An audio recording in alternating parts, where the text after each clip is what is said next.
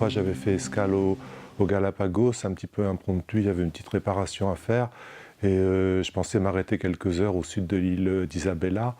Et en fait, une fois mis l'ancre, j'ai mis un masque et des palmes pour aller plonger, voir un petit problème de safran. Et je me retrouve nez à nez avec des otaries, avec des tortues marines, avec des iguanes marins. Et il y avait tout autour, il y avait des fous de bassin qui plongeaient, qui percutaient l'eau, qui partaient en nageant sous l'eau. Enfin, c'était un moment de vie extraordinaire du milieu maritime. Et c'est vrai que j'avais été carrément touché au cœur de voir toute cette vie marine, de voir qu'ils n'avaient pas peur de moi. Et je me suis dit, là, c'est un des liens les plus forts que j'ai connus avec l'océan.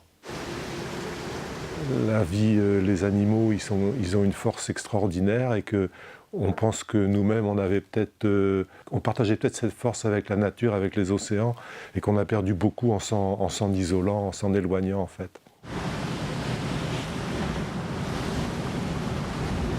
On n'est jamais assez engagé pour une cause aussi importante que la défense des océans, mais j'essaye de faire des petites choses, que ce soit tout bêtement de respecter l'océan en jetant rien à la mer, en gardant, depuis toujours, depuis tout le temps que je navigue, j'ai toujours gardé mes poubelles à bord, j'ai toujours fait attention à pas polluer, à pas salir.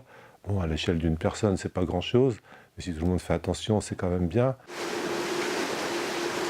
Une des choses dont je suis vraiment le plus content, c'est de ma carrière professionnelle, c'est d'avoir fait le premier tour du monde sans énergie fossile du tout, en multicoque. Et en fait, j'avais équipé le bateau avec une éolienne, avec 4 ou 5 panneaux solaires. Et c'est vrai que tout le monde me disait, non, tu vas manquer d'énergie, ça va pas aller, ça marchera pas et tout.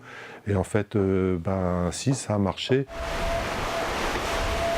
On mieux anticiper que se retrouver dans une situation où on est complètement au pied du mur avec des problèmes énormes qui se poseront.